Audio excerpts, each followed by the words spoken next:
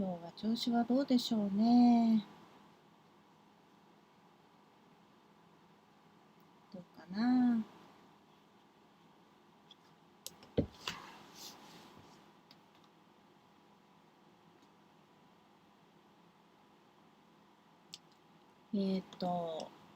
もう少ししたら始めます。チェックチェック。ワン、ツー、ワン、ツー。マイクチェック。OK かな？ OK ですね。はい。こんばんは。どなたか来てくれた。こんばんは。23時から、一人でいる夜に、と言って、トークアットナイト。夜に一人で喋るというのをね、始めるところです。はい。じゃあね、もうそろそろ始めましょう。はーい。じゃあちょっとジングルからいこうかな。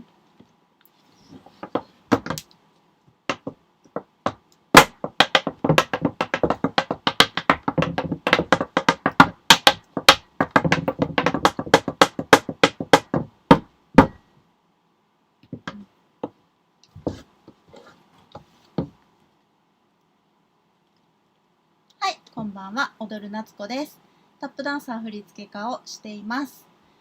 この番組は4月にもうね1年間こう割と家から発信していたら若干うつ気味に、なってしまって、誰かと喋りたいなと思って始めた番組です。はい、ご覧くださりありがとうございます。ということでね、何を喋るというわけでもないんですけれども、今週あったことなんかを毎晩話しています。割とね、もうね、年寄りっぽいんですけど、昔話になってきてるような気がするんですけれども、私ね、今タップダンサーとして活動していますけれども、先週話してたのは、もともと19歳の頃に目指していたのはバレリーナだったという話をね、したんですね。で、それでやはりその時にバレエの先生たちに教わったこと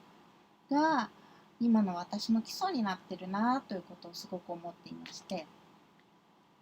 で一旦ねバレエは21歳で辞めてタップダンスを始めたのが24歳なんですが、3年間ブランクがありまして、その3年間っていうのはねほとんど記憶にないぐらいなんですけど、なんかね印刷会社に勤めたりとか一生懸命こうちゃんとした大人になろうとしてたんですね。ちゃんとした大人になろうとしてたんですけれども、それこそ今でこそ鬱になったとか言いやすいですけど、当時ね鬱っていう言葉はそんなに周りに知られていなかったし、自分のこの精神状態の悪さを鬱になりましたっていうことができない時代だったですね。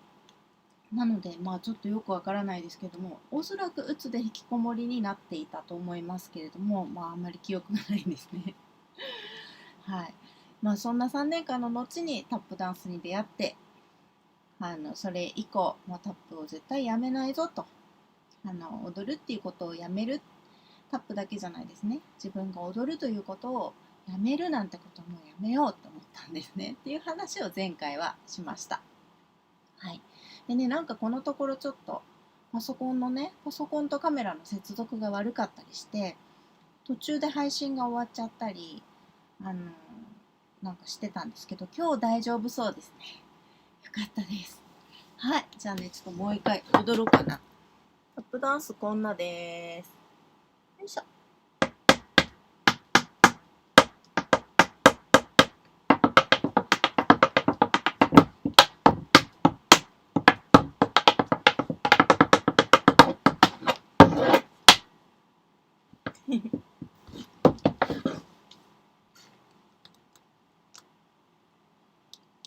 はい。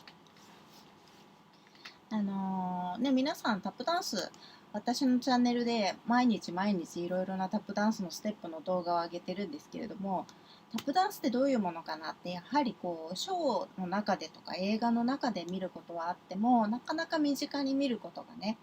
そんなにないんじゃないかと思うんだけれども、このコロナ以降ね YouTube がものすごいことになってますよね。何でも YouTube で探せるし、面白いものもこういう表現があったのかっていうものもありますし、私がねちなみに私が今ハマっている YouTube チャンネルは何でしょうか。プランクトン1分間っていうチャンネルがあるんですよ。でそれミドリムシとかゾウリムシの顕微鏡の映像が10倍速とか速くなって動いていて、なんかミドリムシをいじめるゾウリムシとか、とにかくその小さい生き物たちが透明で半透明で美しいんですよね。でミドリムシはちゃんと緑色なんですよ。でよくね私それ見てるんですけど、でなんか食べる時に何かを食べる時に本当にこういうものをバクーって食べて、でうまく飲み込めなくて失敗しましたとかいう時があるんですけど、本当にねこうくっついたそこからこういうふうにブワーって広がってバクーって飲み込んで、半透明なんでこの中にこうやって見えてるんですよ。でもそれがこういうふうに閉じていって、なんか食べれましたみたいなねことになってて、はい、Good evening, thank you、 いつもありがとう。ちょっとチャットにお返事します。はいね、そのプランクトン1分間って私とても好きなんで、よかったら皆さんもご覧ください。全然知り合いでもないですけれども、なんかこの世界っていうのはね、この人間の大きさのものだけでできてるわけではないんですよっていうことをよく思います。プランクトンなんかはこう普段見えないし、でもそのこう生命がこう何か自分の体の中でもそうですよね、見えない何かがものすごい勢いで働いていて、この皮膚とかもねできてるわけです。で私の友人がね血液のがんで治療をして、なんかやはりその骨髄移植とかした友人がいるんですけれども、皮膚がちゃんとこういうふうに再生されるっていうのは本当に素晴らしいことなんだって言ってました。皮膚とか爪とかきちんと再生されるっていうのは、本当にね素晴らしい仕組みなんですよ。怪我をしても虫に刺されてもちゃんときれいに元に戻るじゃないですかね。そういうことをねいろいろねちょっと考えてます。でなんでね最近そんなこと考えてるのかなっていうと、私今木の作品をね作ってるんですよ。で木の作品っていうのはタップダンサーは板が相棒ですね。タップシューズだけじゃダメで、タップシューズの他に板が必要なんですね。私の板、例えばここによいしょ、前もねお見せしたことあると思うんですけど、ほら例えばこ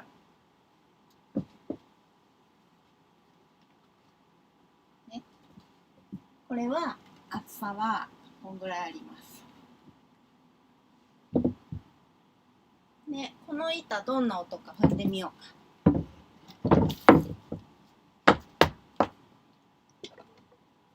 この板は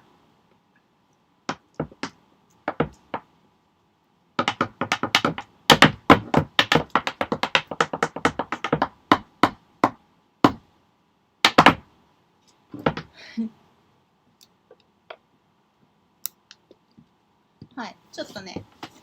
下がガタガタ言っちゃってあんまりいい音じゃなかった。みこさんこんばんは。 Can you sit down and take off your shoes and like last time? OK OK。 そうだね、はい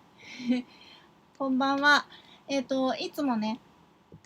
最後に裸足でバイバイをしてくださいっていうリクエストをくださる方がいるんですけど、最近カメラの調子が悪くて途中で切れちゃったりして最後のバイバイが映ってなかったからでね、ちょっとチャットにお返事しますね。こんばんは。はい。でそうですね、今この板見せましたけど、私ほとんど合板を使わないんですね。で無垢材でいつも踏んでいるんです。でそのなぜ無垢材を踏んでるかっていうと、例えばこれはこれもねなんかほこりだらけだけど、これはヒノキなんです。でまあこう節とかがあるからちょっと安いヒノキですけれども、でもこの乾燥が機械乾燥じゃなくてちょっと特殊な乾燥で精油が残っているとてもいいヒノキの板なんですけど、まあもともとこういう板を現場に運んでやってたんですね。でだけどやっぱりこれはすごくさ細いじゃないですか、板の幅が。そうすると板の響きっていうのは結構失われちゃってるんですね。その木の持ってる特性っていうほどではなくて、まあヒノキの音だなって私は思うけれども、それがお客さんに伝わるかっていうとそこまでじゃないよね。それでどんどんね大きな無垢材を探すようになったというか、さっきのも一枚板で割と大きいから、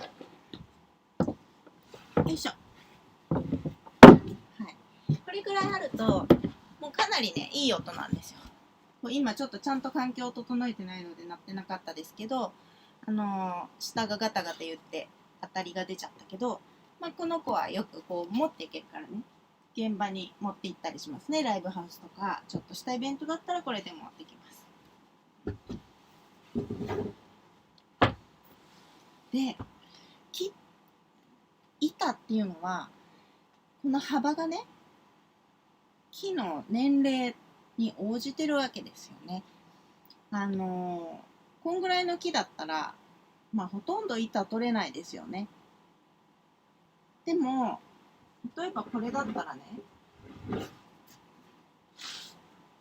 もうこの木の幅は絶対これ以上あるわけですね。こんぐらいあるわけじゃないですか。つまりその木の年齢が大きな木であればあるほど大きな板が取れるから、大きな板って実は価値がすごくあるわけですよ。柱もそうですね。お寺やなんかに使われてる七寸角みたいな、なんか、7寸って1、2、3、4、5、7寸角ってこのぐらいなのかな。柱がね太いっていうのはそれだけでとても贅沢なことですよね。で私そんな木のことがやっぱりすごく気になっていて、昔から森にね、井の頭の森に住んでいたし、やっぱりその森の音を聞いて育っていて、それでタップダンスを始めた時になんかこの単純に踊りで音楽ができて嬉しかったっていうところから始まったんですけれども、自分でこうイベントなんかで踊るようになってきて、なんかもうちょっといい音の板を踏みたいなと思ったんですね。一番初めはコンパネでホームセンターで買ったコンパネをやってたんですけど、この音じゃないんだよなっていうふうに思っていて、でちょうどその頃に鎌倉に住んでいて、たくさん家が壊される時期で、古いお家が解体されてなんかいっぱいね外に投げられてたんですよ、こういう古い材が。でそういうところから古い板をもらってきて、洋館の階段の踏み板だったり、あとは布団屋さんの棚板、お店の棚板だったり、とにかくそうやって古材をねたくさん集めてきて、うちには古材がいっぱいあるわけです。この私が乗ってる床もみんな、これとかは見えるかな、よいしょ、ちょっと動かします。この床ね、これなんかは洋館のカウンターだった。何かこう銀行みたいな人の集まる場所のカウンターだった材ですね。3つあるんですけど、というようにうちにはね古材が溢れてるんですよでそれでも足りないって思っていたことがあって、ある時今年の2月ですね、新潟の柴田屋さんという材木屋さんを訪ねたんですね。でツイートでつながったところなんですけれども、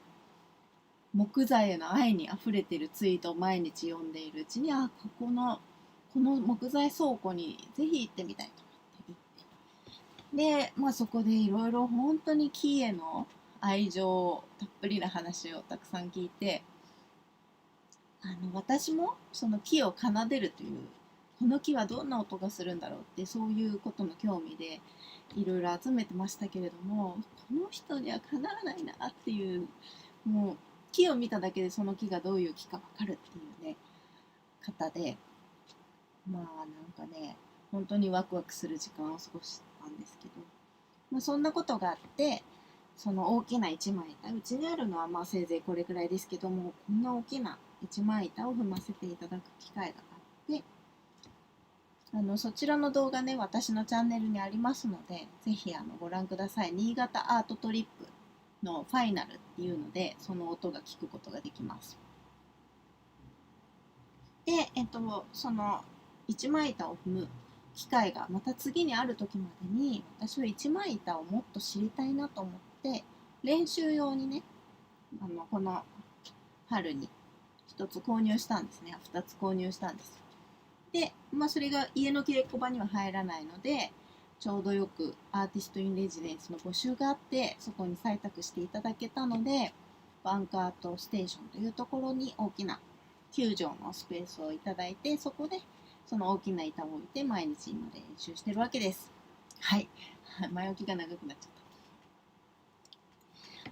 た。はーい。みんなありがとうね。はーい。はい。はい。ね。なんか、ちょっと体操しようか。ベラベラ喋りすぎて。ね。なんかじゃあちょっと踊ろうね。英語の方々も結構見ててください。ね、今日なんかちょっとガタガタしてやだな。よいしょ。ここがいいかな。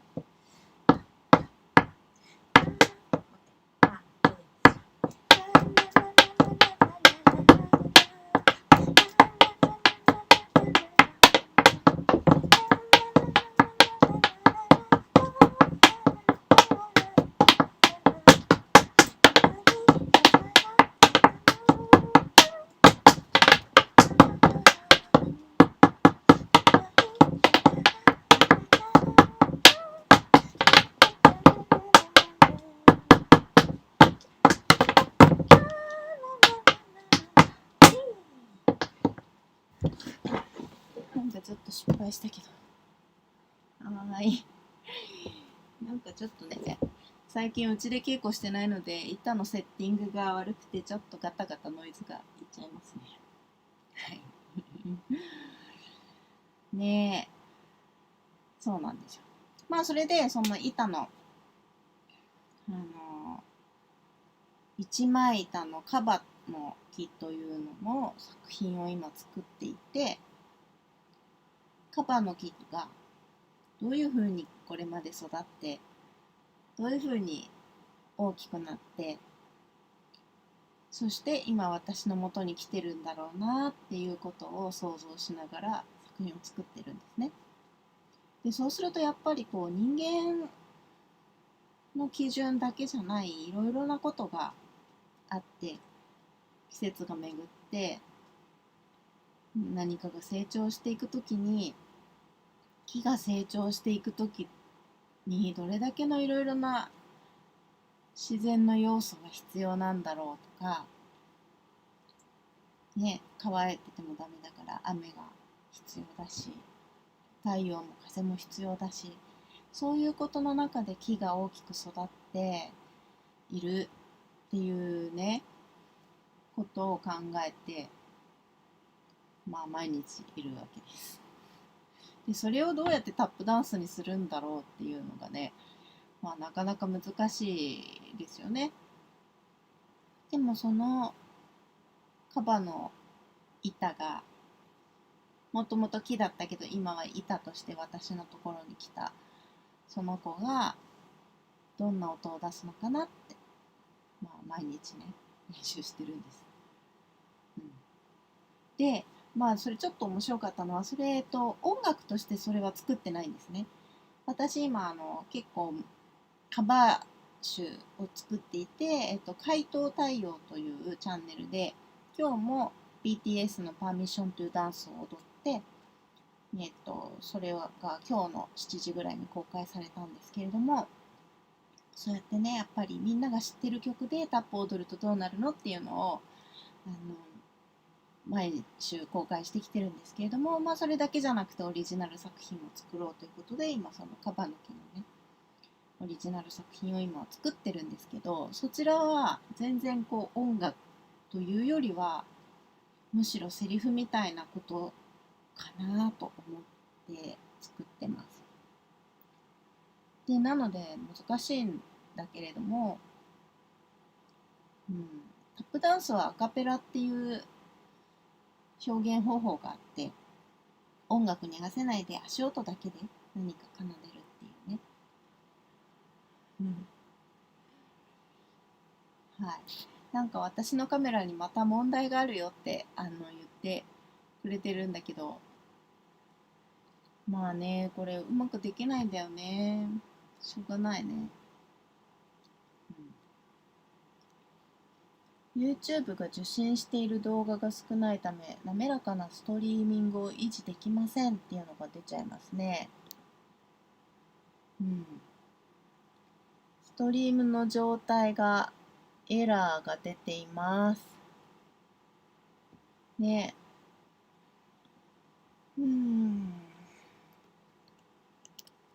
なんでこれが出ちゃうのかな。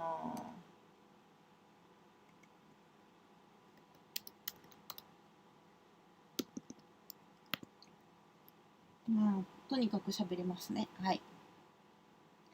ちょっと映像がガタガタしてるみたいですけれども、この間もね、音声だけはちゃんと入ってたんですよ。だから音声だけでも後で翻訳してみてください。これどうやったら改善できるのか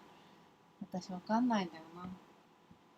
な。それで今日面白かったのは、その今オープンスタジオといってアーティストインレジデンスでね、他に20名の作家が一緒のスペースにいるわけです。で私が練習しているものをなので強制的に皆さん毎日聞く羽目になってるんですね。なんかご迷惑だと思いますけれども、仕方がないし、それがオープンスタジオの面白いところでもあるんですけど、シェアスタジオのね面白いところでもあるんですけど、で帰りにね、やっぱり帰る時になると、今日やってたのは何なのって声かけてくれたアーティストの方がいて、で今日やってたどれかなって、音楽かけてやってたものって聞いたら、いやそうじゃなくてピッピッピッってやってたやつって言うから、メトロノームでやってた作品ねって、あれは音楽ではなくてドラマを足音で作ろうとしているんだよって言って、その方は日本語の上手な外国の方なんで、普段は英語でお話しされてる方なんですけど、でなるほどって。例えば9泊9泊5泊みたいな表紙で作ったりしてるんだっていう話をして、でって聞いてて、何かなと思ってたんでしょうね。いつもの音楽に乗ってリズミカルにこういう風な気持ちになるようなリズムではないから。で私がね、あんまり心地よいっていうリズムじゃなかったかもしれないねって言ったんですね。That's not comfortable って言ったんですけど、そしたらその人が耳障りって言ったんですよ。でも面白くて、確かに耳障りなリズムだかもねと思って、耳障りかと思って、でだけどそれはちょっと今心地よいリズムというよりはセリフとして作ってるんだっていう話をしてね。でその人も今日自分はね撮影をしてきたんだけれども、外で撮影をしていたら近づいてきた男の人がとても怒った声で、何をしてるんだ、何をしてるのかわからないって言ったんですって。でそれを聞いて、その人は笑っちゃったんだけどねって言ってて、だから同じ体験なわけですよ。こう人はわからないものって不愉快なんだなってまずこう不快に感じるんだなって思って、だから何かこう見たことのないものでそれが何かパッとわからないものは、それはこういうものなんだよってわかるまでは不快に感じられるんだっていうことがよく分かったんですね。で、それは別に悪いことではないと思うんですよ。まだ知られてないものは不快に感じるっていうだけで、それが知られていった時に、あ、これこういうことだったのかって分かれば、それはもう不快じゃなくなるわけですよね。で、まあ私たちがやってることって割とそういうことで、今まで見たことのあるものをやることもあるんですね。私こういうの別にできるよって知らせるためにこういうこともできますよって分かりやすいものももちろんやるけれども、何か自分が、例えば私の場合はタップダンスでこういうことがやりたいなとね、この一枚板の話もそうですけど、そのリズムがセリフのようにドラマを語れないだろうかっていう、こういうことがやりたいなっていうことをやってみたときに、まあそれが分からなくて不快だったとしても、なんかまあ仕方がないんだねもちろんそのちゃんと伝わるようにとかものすごく考えるし、もっとこうしたいなとか、あ、こうじゃなくてこういうものが見たいなって自分で考えてね、やってるんだけれども、うん、多少不快に感じる瞬間も通らなくちゃいけないんだなみたいなそういうことね、そんなに普段考えないですけど、なんだろう、なんかフィックスできないのって言われたけどね、ちょっとわかんないんだよね、カメラのことね。今日ね、カメラが止まっちゃってるので、多分私の声だけがね、言ってるのかなと思うんですけれども、また後でね、ここにちゃんと翻訳します。ね。